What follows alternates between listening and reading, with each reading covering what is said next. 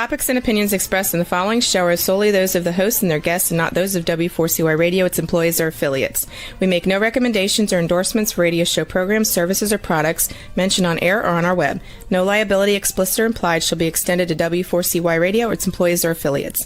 Any questions or comments should be directed to those show hosts. Thank you for choosing W4CY Radio.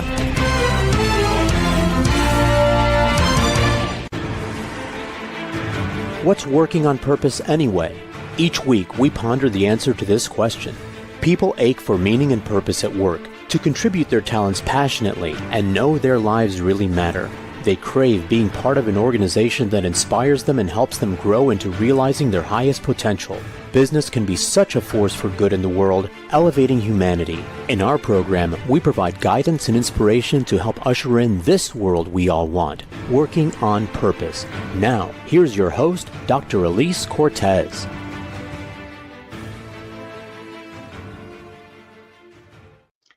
Welcome back to the Working on Purpose program, which has been brought to you with passion and pride since February of 2015. Thanks for tuning in again this week. Great to have you. I'm your host, Dr. Alise Cortez. If we've not met before and you don't know me, I'm an organizational psychologist, management consultant, logotherapist, speaker, and author. My team and I at Gusto now help companies enliven and fortify their operations by building a dynamic, high-performance culture and an inspirational leadership activated by meaning and purpose. And did you know that inspired employees outperform their satisfied counterparts by a factor of 2.25 to 1? In other words, inspiration is good for the bottom line. You can learn more about us and how we can work together at gusto-now.com or my personal site, alisecortez.com. Today's program, we have with us today Russel Lolacher, an international speaker and the host and producer of the Relationships at Work podcast, the guide for building workplace connections and avoiding leadership blind spots. He's held successful leadership and communications roles for almost 25 years, retaining one team for almost 12 years, and his work and expertise in building employee and customer trust have been recognized on international stages, multiple publications, and as a 4-time named top thought leader by the International Customer Management Institute. We'll be diving into this particular episode in his areas of expertise on leadership. He joins us today from, Victoria, British Columbia in Canada. Russell, a hearty welcome to Working on Purpose. Thanks for having me, Alise. Thrilled to be here. Right? Isn't it nice being on the other side of the mic sometimes? It is. There's extra pressure, but yeah, it feels lovely and warm. Good. Well, we're going to talk about fun things that both you and I care about. Leadership, trust, all kinds of good things like that. And I appreciate getting to converse with you and really pull from your background. And to start, I really loved how you situated the idea that we could talk about the actual, you said that the why is it the definition of leadership so important for building employee trust? Let's start there. Absolutely. And I love that you want to start with definitions because, and I had the pleasure of having you on my podcast as well. So I know this is our, a bedrock of a conversation piece for us. So definitions are so important because what are we talking about if we don't have things defined, if we're not singing from the same song sheet? We throw out words in corporate culture all the time, like diversity, leadership, culture, and yet nobody wants to define them so that we can reinforce, support them, and go down a particular path. I'll tell you a story where this hammered home for me. I was out with a friend of mine who was working with some executives I knew, and she went on to tell me that this particular person was an amazing leader, phenomenal leader. And I'm like, okay, interesting. I knew for a fact that person was not a good leader. So I was curious in that moment and said, okay, how do you know they're a great leader? And her response was extremely telling. Her response was, she gets me what I want when I want it. Wow. Like, oh, so you define leadership as the ends justify the means. They got you a thing. And I'm like, do you realize that leader has the highest turnover, burnout rate? But to you, they're a great leader because they produced, not because they had anything positive around the relationships of the people they were responsible for. So her definition of leadership was probably a lot different than the team members of that executive and what they were going through. So definitions matter. Well, so how do you define leadership? I think the organization has to. I think the organization has to define leadership so that those that are seeking leadership know what game we're playing. To be honest, if you talk to executives, most of them will say, oh, leadership's Simon Sinek and Brene Brown, but they won't reward those characteristics. They won't follow up in a performance review of, well, are you making other leaders? Are you growing your staff? Or no, they don't care. It's more of, can you fix a problem that we have a problem, and what's getting in your way of fixing that problem? So even if you don't agree with the definition the organization has for leadership, because that might be beyond your control within a business area, at least you know what you're getting into and what game you're playing. Like, I might completely disagree with what they think leadership is, because I have my own definition of what, and I know you do as well, where it's the human piece. But if the organization has a definition of leadership, oh, they're going to see huge turnover. They're going to see burnout. They're going to see, but that's the game they're playing. So we need to understand what the game is, and maybe we need to work somewhere else, but at least we know what we're talking about. Such a great point. Two things to that, Russell, I have to comment on. One is that I'm always amazed how many organizations conflate management and leadership. Two very, very, very, very different things. So let's talk about that really quick.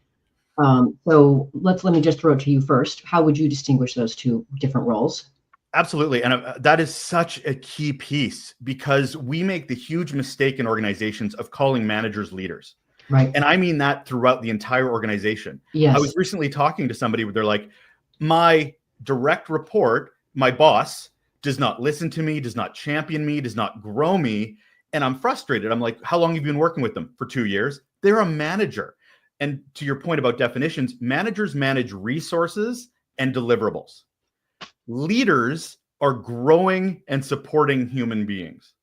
You need to have both. Both are extremely, extremely important. But to your point, we confuse the two, so that a manager who's a great manager and a horrible leader is still being called a leader. So they think they're doing just fine, because we called them, they're on a leadership team. They're a senior leader. No, they're not. They're just a manager. And we're going to have higher expectations of them when they don't have the skill set. Yeah. Such a great, great distinction, Russell. I completely agree with that. And I take tutelage from my mentor, Dr. Lance Secreton, who also hails from Canada. And he really distinguishes tremendously between management and leadership. But he also, the leadership part of this especially, and this comes over to my second point for him, and this is where I align with him, is I'm interested in developing inspirational leaders. And so those people are first and foremost turned on by their own lives themselves and what they're up to in their own world. And they have a strong, hearty connection and believe in what the organization is doing. That becomes attractive and an energizing force. And they are focused heavily on, to your point, on their people and loving them into becoming their higher potential. Really encouraging them and challenging them, giving them more stretch assignments. They know who these people are, and they can see and want for them more than they even want for themselves. And they take delight in seeing them realize those stretch goals and that growth. It's interesting you brought that up, because that's something I struggle with a bit, is around how we qualify leadership. Yeah. Because we'll see things like inspirational leader, people leader, servant leader. And to me, it's all just whether you're a good leader or not. Like, we put these words in front of it to help those who don't understand leadership and understand what their job is. Like, oh, I want to be a people leader. I'm like, no, actually, you're just being a leader or a manager, a good one or a bad one. But we have to put those words in front of it so that people understand the actions and the intent they need to have in order to be better leaders. But to me, it's either you're a good leader, which would be inspirational, servant, growth, leadership. But we have to almost put that in as a communications exercise to get people on board to understand what a good leader looks and acts like. I really appreciate your distinction that each organization needs to decide what kind of leaders do we want around here. I've certainly worked with organizations like, so in my work, this is so interesting, just thinking about history here, Russell. When I first really got involved in the human capital general space, at first in recruiting and then kind of went along the way, back then, a lot of the stuff that I was really doing were called soft skills. Now they're called essential skills, right? So all these things that we used to think of as just, nice to have additions. So what's happened is, because I worked in that realm quite a bit, teaching people things around employee engagement and communication, et cetera, I worked with a lot of very technical audiences, scientists, engineers, IT people, because they needed that kind of additional layering in of skills than what they had on their own. Absolutely. And I loved working with them. And some of those organizations were, they really prided in having very technically astute leaders, people that had a very strong technical vocabulary, who were commending in their technical prowess. So to your point, each organization defining what kind of a leader do we really want and prize around here, and we will reward around here. Absolutely. And technical people are some of my favorite people. They're brilliant, but to be really strong in their technical sense doesn't mean they're strong in other sense. They need people like yourself and myself sort of to clarify that. A perfect example was I worked with a technical group who was trying to communicate what they did. And they provided me a PowerPoint presentation that was 120 slides deep. And I'm like, wow. Oh no, there's no mystery here. You've covered everything. But nobody's going to listen to this. Nobody's going to get past slide 2. So they couldn't connect with or build relationships with anybody because they were so stuck in the details. Yeah. And that, as a technical person, my God, please be that person. But it is another skill set to understand what connection and communication look like. Right, exactly. Now, you're not exaggerating. That was 120 page. I think it was 117. I'm 117. Not exaggerating at all. I was bored by slide 3, but yeah. 117. Wow. Here's just get to know us a little bit. All right. Well, okay. Well, speaking of that maybe this is the time to bring up the next topic that I wanted to talk with you about, that we agreed on in advance, but the 7 roadblocks to great leadership we put in our own way. That might be one of them. I don't know.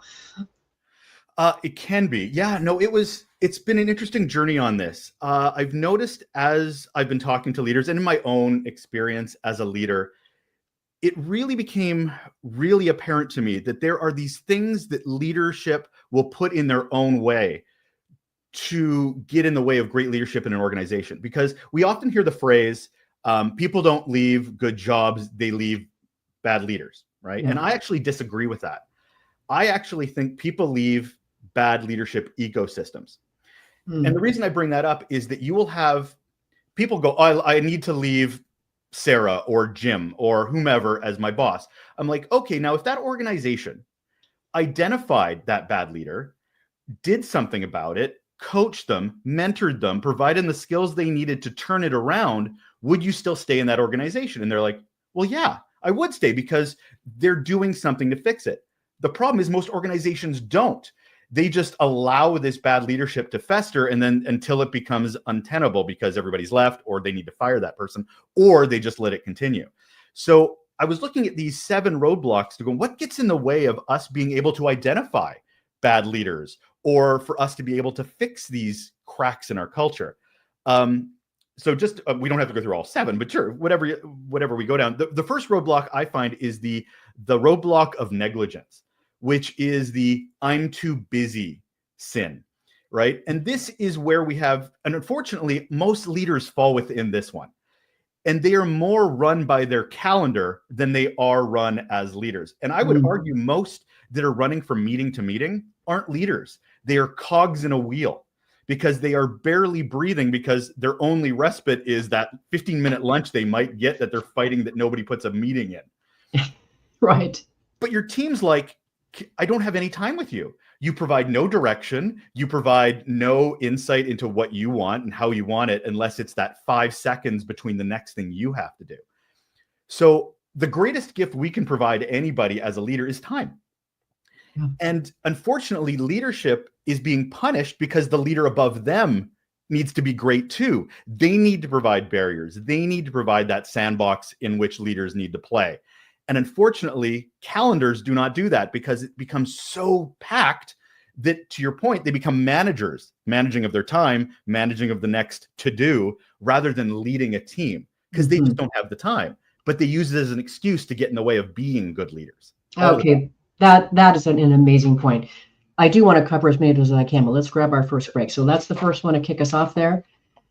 I'm your host, Dr. Alise Cortez. We've been on the air with Russel Lolacher, who has held successful leadership and communication roles for almost 25 years, and his work and expertise in building employees and customer trust has been recognized on international stages all over the world. We've been talking a bit about just what is leadership, and now we're getting into the first point of some roadblocks. After the break, we're going to cover some more. We'll be right back.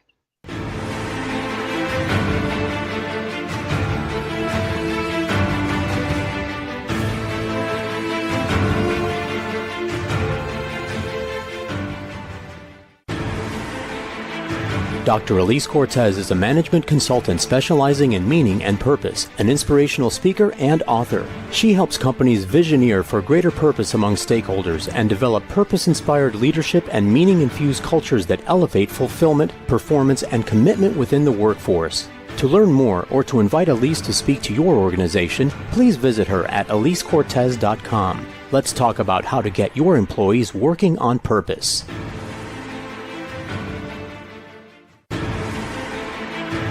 This is Working on Purpose with Dr. Alise Cortez. To reach our program today or to open a conversation with Alise, send an email to Alise, A-L-I-S-E, at alisecortez.com. Now, back to Working on Purpose.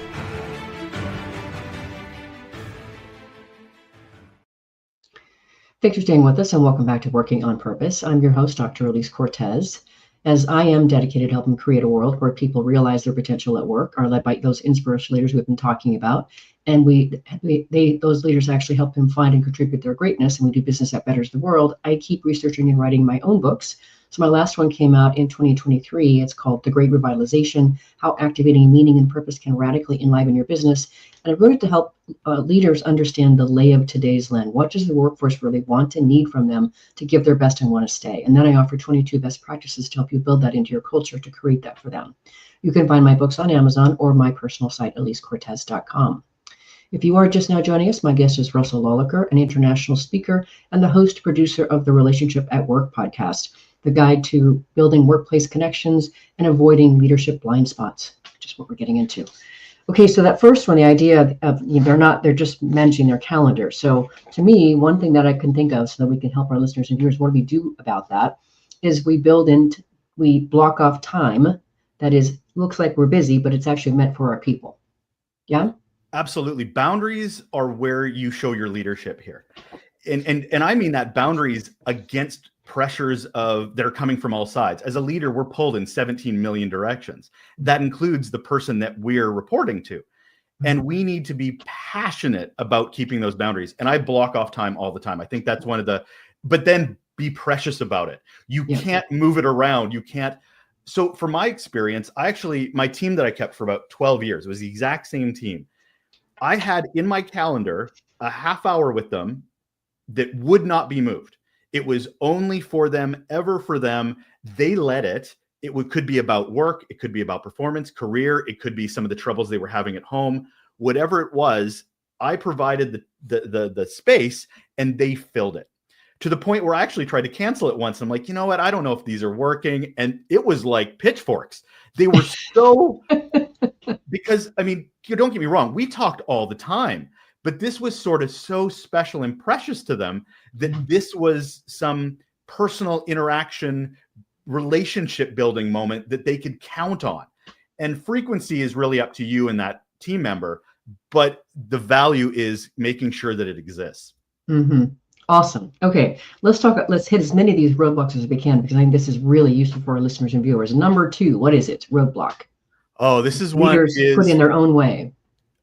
Yeah, I think that one of the next one is an interesting one too. It's called the roadblock of abandonment. And this is where we get into that, the quiet quitting, or as I call, checkbox leadership. It's so hilarious to me that leadership and organizations got so upset a couple of years ago that employees were quiet quitting. They were just doing the job description. They were not doing anything more. Leaders have been doing this for years. They've been task managers because, again, we go back to being too busy, but they also don't know what those next steps are. And this kind of plays into our previous conversations about what a manager is versus what a leader is. And the jump into leadership involves beyond the checkbox. Okay, I did that today. We're not a to-do list. Humans are not to-do lists. We're not a calendar. I'll give you an example of this. I was at the Work Human Conference last year, covering it as part of my podcast, Relationships at Work. And it was really about what I'm learning. And I was writing about, some of the great speakers they had and working with a lot of the HR professionals that were there and getting to know them and their challenges. The most impactful thing that happened to me was overhearing a conversation. I was in the hallway and I was listening to obviously an HR professional that was calling back to their office and speaking to their colleague, maybe their boss. I didn't know. She was going off about how amazing this conference were. These were my people. I feel so connected. I'm learning so much. All great things until she got to that last sentence. And I have no idea what I'm going to do with it when I get back to the office. So from what I'm hearing is her boss or her boss's boss said, hey, let's send somebody to a conference because it's leadership development, quote unquote. Will we follow up when she gets back? Nope. Will there be a learning plan with the information she provides? Nope. But look, we did leadership development. Check box. Okay. And we fall into that so often of not doing anything more than what is the bare minimum required so we can call ourselves a leader and the organization can call ourselves a leader. Wow. That was an amazing story to illustrate that. Okay. Next, roadblock. Oh, sure. Absolutely. The roadblock of deceit. This is where we have words not meeting the actions of the organization. We sure like putting values on a poster. Oh my goodness, we love putting them on a website, but we don't do anything with them. We don't use them in hiring. We don't use them to follow up in performance reviews. It's shocking how much what we say doesn't match the conversation that we're having. And that goes back to my earlier point of a leader is Simon Sinek, Brene Brown, these human, vulnerable leaders. But what we reward, what we promote, what we, the more work rewarded for more work, that is completely different than what we're saying. And it happens all the time. I did an interview with a gentleman on my podcast who had a great story where they talked about, he worked at Hershey's. And they actually had supervisors were given an allowance, given a budget that they could reward staff every time they saw them exemplify the values of the organization. It was like Hershey Bucks or something that was really important within the organization. But it was their feet hit the ground about what values looked like. And unfortunately, in organizations, we're so busy talking about what ideals are, but we're not actually putting into practice what those look like so that our own employees don't really know what it looks like to show up. Wow. So that's very powerful, this idea of deceit, so I think that's really important. In other words, walk the talk, right? Match your actions with your communication. Oh yeah, absolutely. And I would say communication is one of the strongest superpowers you can have as great communications as a great leader. Mm-hmm. And if you're communicating something that is not being followed up, trust is broken within that gap between what you say and what you do. Employees aren't dumb. They're sitting there going, I can't trust you if I can't believe what the words coming out of your mouth. And I believe that for a bad leader and for the organization. Yeah. Yeah. This is great, Russell. What's next? What's the next roadblock? I'm loving this. I'm learning all kinds of things. Another roadblock I find is the one for cowardice. And this is where leaders, and I'll put air quotes, leaders are afraid of conflict. This is where they sit in their office. This is where they never walk another floor that doesn't exist where their office isn't. They don't build relationships. Or if they hear something is happening, it's bad, like, oh, we have some issues with one of your staff, they're like, oh, it'll work itself out.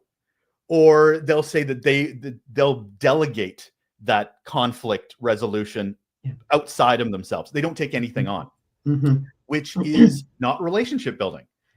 I remember talking to one executive where they were asking me, like, how do I build relationships beyond the two people that come talk to me all the time? Leave your damn office. Like he was literally complaining that the only people he gets to talk to are his two admin staff. And I'm like, whose fault is that? That is yours. Go talk to somebody that doesn't have a lofty title like you. Sit in their cubicle. Ask them about their day. Ask them what they do for a living. Ask, what do they do in the organization? It's value to them.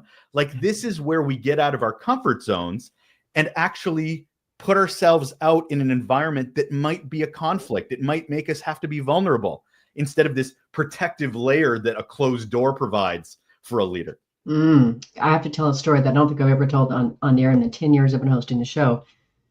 Speaking of conflict at work, I worked in the late 90s, mid 90s in Portland, Oregon. At that time, I was working for this baking distribution. It was a flour company, and it had a distribution side.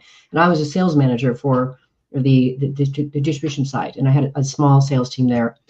And the woman who hired me at first, she was great to work with, but then I really realized we had a major personality conflict. She really it was oil and water. And I mean, and she, anytime that I did anything that she didn't like, she set up this set of barbs around it. And it was just so hard and overwhelming for me to work with her. But I liked working for the company. And I just didn't know how to handle that conflict with her. And so the company was headquartered in Seattle, Washington. And so I called or emailed the president, who I had some kind of a relationship with, and said, "Can I come and see you?" And I drove up to Seattle and went into his office, had a conversation, and I did what, most women don't ever want to do. You know what that is. I fell into a pile of tears, as I've said. I really love working here, and I love what we're doing, and but I just don't know how I can work for this woman, and I don't know what else to do, and that's why I'm here. And then I started, the tears came, and then he said, "Give me a couple of weeks, let me see what I can do." And what he did, so this kind of goes back to what you were saying before, they didn't intervene with her because she really was harsh. She had very, very, very strong boundaries. What happened at the resolution of that conflict, Russell, was I got promoted to a bigger job in Seattle. And I got to come to I had a dream to live in Seattle. Right. So it all happened. It all worked out really well. But so that one same leader who was toxic and, negative, nothing was done to help her get out of that, to your earlier point. It worked out great for you. It didn't work out great for the organization. Right. Well, later on, this organization actually went bankrupt. They went out of business. Funny that. Isn't that funny how that seems to be an interesting, Anyway, okay, what's the next roadblock? Oh, the next one I think we're going to jump into, it's the roadblock of apathy. This is where there's a lack of follow-up or any type of curiosity, where leaders will just make assumptions rather than digging below the surface. I love the term. There's an amazing book called Manifesto for a Moral Revolution. Jacqueline Novogratz wrote this. She talks about a thing called arrogant assumption. So I love framing it in that way, is that we will just make assumptions as leaders and then stick to it without any curiosity beyond that. For example, say you get a survey that doesn't provide you the answers that you want. Oh, well, that was just a moment in time. It'll be fine. You're making an assumption that it is a symptom, not the disease. You're just looking at a point and making sure that is not the bigger problem, because that's what you want to assume because it makes your life easier. I remember talking to a group of executives, and I was talking about the gap and the growing gap between what executives think and what employees know. Yeah. Like and believe me, there's so many studies. If anybody wants to Google that out, is that there's this growing divide. And unfortunately, there was a leader in the room that said, and crossed their arms when they did it, love body language. That can't be true. That's not how I see things. That can't possibly be true. Thank goodness for the person beside them who was doing a quick Google search and was like, yeah, it's actually very, very true. Very, very, very, very true. But if that person hadn't corrected them, that so-called leader would have sat there in their assumptions, not been curious at all, and go, nope, my way of thinking must be right because that's what I believe. Because to believe otherwise makes it like I have to do work. Like I have to do more than quiet quitting or checkbox leadership or management, right? So it's a thing that just breaks my heart. And it happens over and over again. I remember talking to another executive and literally telling them that they weren't a safe space in a meeting. They weren't getting any feedback from me because they were not a safe space. It made the meeting extremely awkward because there were other people in the meeting besides just me. Yeah. No follow-up. Nothing. I never heard from that leader again to follow up with a meeting going, so what did you mean by that? What could we work on? What's the opportunity here? Nothing. They just put their head in the sand and go, okay, it's probably not what I believe, so it must not be true. Moving on. Right.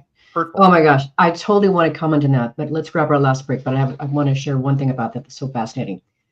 I'm your host, Dr. Alise Cortez. We're on the air with Russel Lolacher, who has held successful leadership and communication roles for almost 25 years. His work has been recognized on international stages because he's that good. We've been talking a bit about some of the roadblocks that get in our own way as leaders. After the break, we're going to cover a few more. We'll be right back.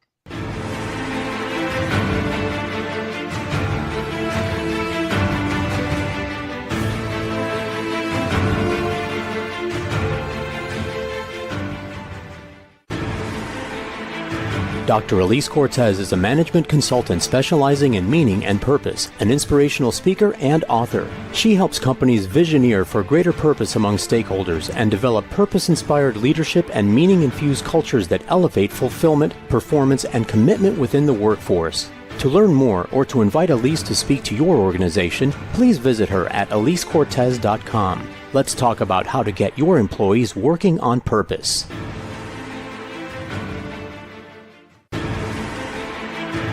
This is Working on Purpose with Dr. Alise Cortez. To reach our program today or to open a conversation with Alise, send an email to Alise, A-L-I-S-E, at alisecortez.com. Now, back to Working on Purpose.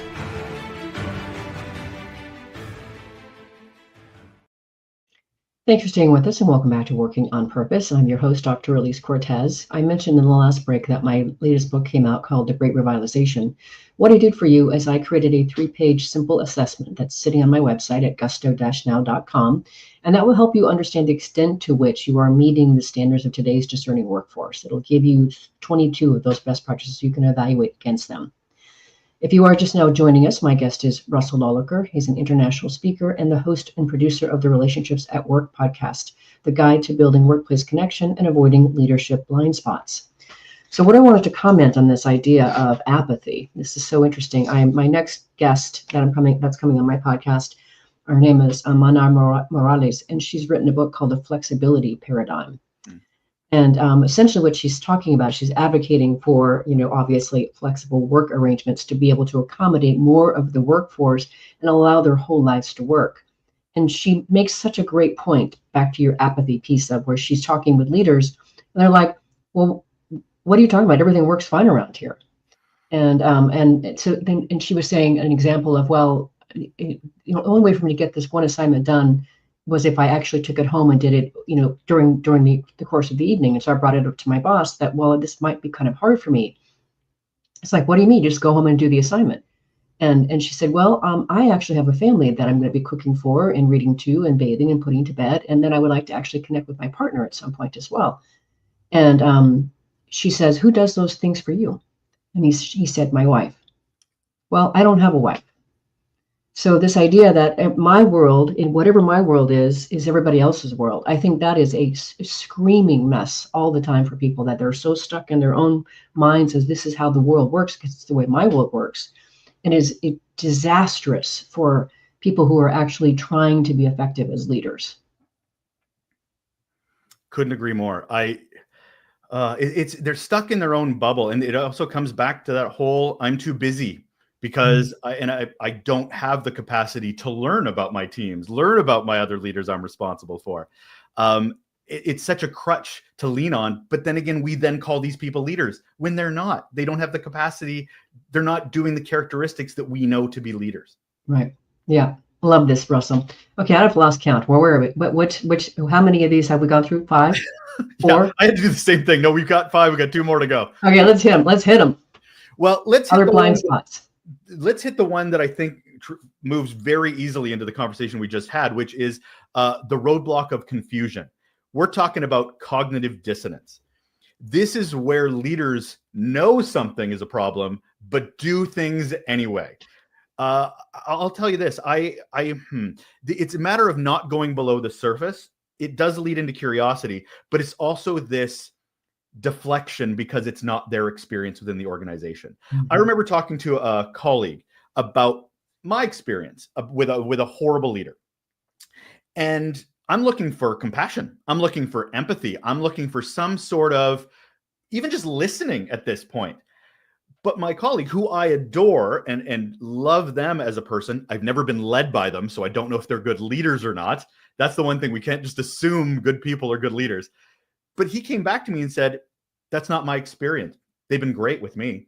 Yeah. So they dismissed everything I had set up to that point, because we go back to my original story. They got me what I wanted when I wanted it. So they must be a great leader. So my experience can't be validated. It can't have any resonance because it's not the experience they've had. So the story they're telling in their mind is one, even if they've heard it from their people, they're like, I've heard that, but it can't be as bad as people think because it's not my experience. So that hurts and undervalues a lot of employees who want to be vulnerable, want to be honest, want to share their experiences, and then find this brick wall from so-called leaders because, no, it can't be true because it's just not my experience. I have to weigh on that one too, Russ. This is so amazing. I love this conversation. You just can't go away.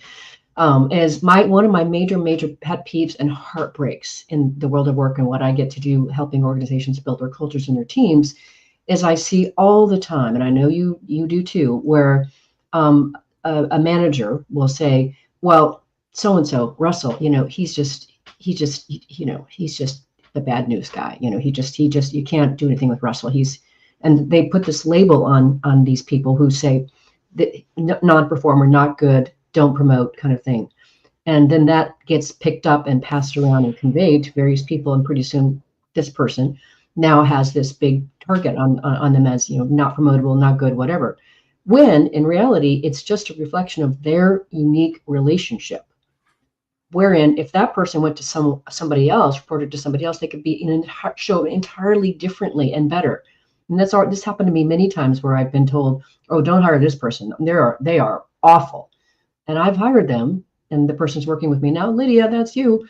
It's just a rock star. She's just a rock star. And so it's so important that we are aware of how we're labeling people and how we're seeing and relating to our people. It's just so important.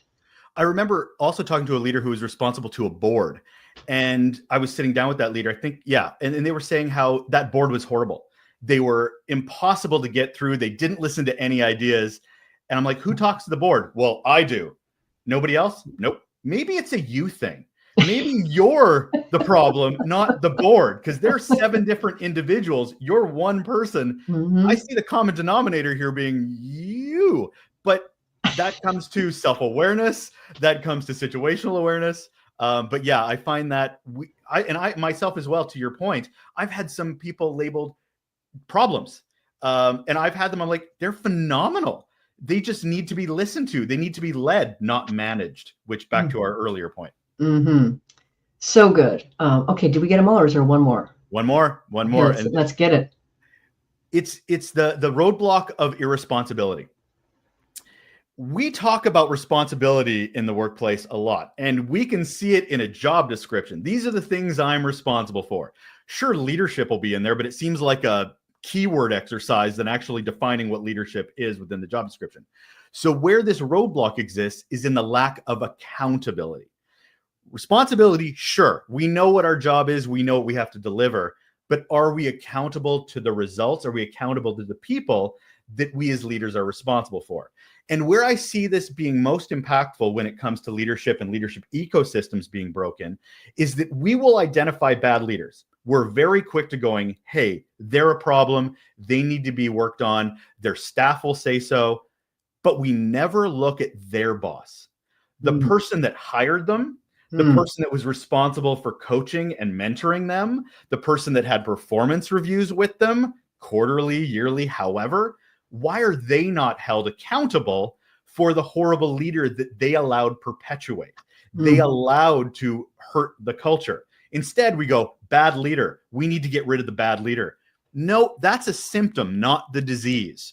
The disease is, how is that person brought in, given that responsibility, not kept in check, not coached, not mentored, and yet we want to focus on the easy fix rather than the accountability problem. So good, Russell. In fact, I will say I'm so proud. There's a few people that I've coached for years and gotten to see them really develop their careers. And in most of the cases, they have shared with me over the years of how they have gotten a new employee, and they've been able to give them some very specific feedback, constructive feedback about their performance and where there's gaps and where there are opportunities for them to grow. And where it gets really interesting is what their feedback, their constant feedback is, what are you talking about? No one has ever told me that before. And in other words, it can't be true because nobody else has ever told me that. Well, actually, it is true. No one else ever had the courage or the skills to tell you that or cared enough to tell you. So there's so much that goes into this. It's just so good. And, as you know, Russell, I believe in the world of work. That's why I'm an organizational psychologist. It's the playground of life. And yet there's so much we can do to improve the experience for everyone. I love these blind spots that you've been sharing with us. I think this really helps our listeners and viewers get a much better understanding of what do we mean by management? What do we mean by leadership? What does it actually take? Greatness.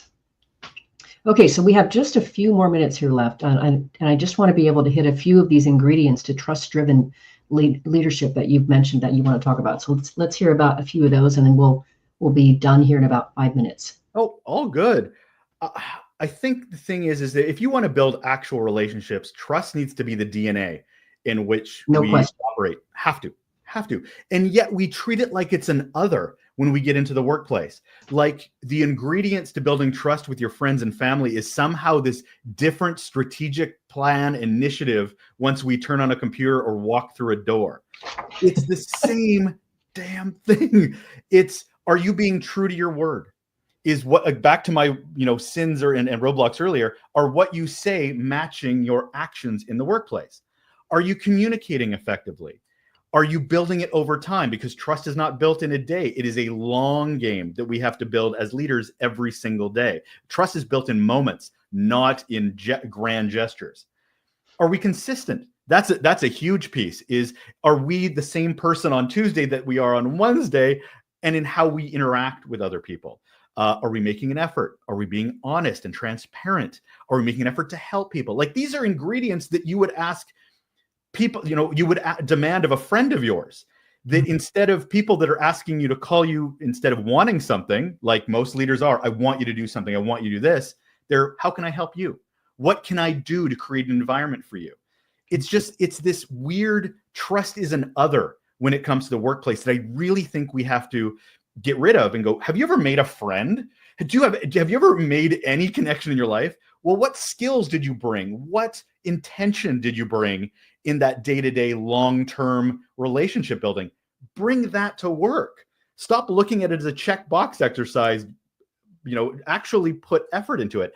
And the one thing I want to also flip on that is that we talk about trust like it's all-encompassing and a good thing. Trust can also be bad. I've had leaders where I trust them not to have my back. I trust them not to champion me. I trust them not to support me. And that is also trust, but it is certainly not the direction we want to go. And that's where we have to be intention and actually real leaders here. I'm working with an organization right now, helping them because they've got some trust issues. And it's so amazing, right? Trust is the great delineator of results, right? I mean, if we've got the trust, we can do all kinds of things. And it's so interesting. Once it's gone, it's gone. And so finding a way to get it back. And that's been some of my most interesting, precious work, Russell, is getting to work with organizations to bring them together where I can help broker the conversation around where did it fall apart? Why do I feel the way that I do? And what can we do to try to get it back on track? Oh, and it's hard. And sometimes it takes, getting somebody who's either a third party or somebody else that maybe isn't as vested in the outcome as the team itself is, to help bring that together. And it's some of the most precious work I've ever gotten to do. I totally agree. And I think we also need to look beyond what we trust in front of ourselves. And that's where the curiosity comes in. Yeah. Because some leaders will go, I can trust them. They're a rock star. Do you know what they're sacrificing to deliver what you want? Do you know how much burnout they're dealing with? Right. Trusting them for delivery, you're not knowing the person, and they'll probably leave or have some serious mental health issues if we don't dig a little deeper. Yeah, and then that's when we get the surprise of what do you mean you're leaving? Yeah, exactly. So Russell, it's been a complete delight to have you on this podcast. It's so great to be on the other end of the mic with you. Thank you for coming on Working in Purpose. Last few pearls here. Say in 30 seconds you want to close the show with. I think if anything I can impart as a leader, I love leaders. They're just not provided the training and development they need, and they're thrown in to do way too much, way too quickly. I think if anything, the first step is any good leader is self-awareness. I think if you know yourself and how you show up and how you handle emotions, how you build relationships, the better you know yourself is the best foundation you can start to being a better leader. Amen, brother. So with you. What a delight, Russell. So glad to know you. Listeners and viewers, you're also going to want to know this man. So I'm going to send you to 2 different websites for you to check him out. You can go to his personal site. It's Russel Lolacher. Let me spell that for you. It's Russell with 1 L, Russel, Lolacher, Lolacher, RusselLolacher.com, 1 L. Or his podcast is relationshipsatworkshow.com. Either way, you can find him there. Check him out. Thanks for joining us, and see you next week for another inspiring episode. And remember, work is one of the best adventures and means of realizing our potential and making the impact we crave. So let's work on purpose. We hope you've enjoyed this week's program. Be sure to tune into Working on Purpose, featuring your host, Dr. Alise Cortez, each week on W4CY. Together, we'll create a world where business operates conscientiously, leadership inspires impassioned performance, and employees are fulfilled in work that provides the meaning and purpose they crave. See you there. Let's work on purpose.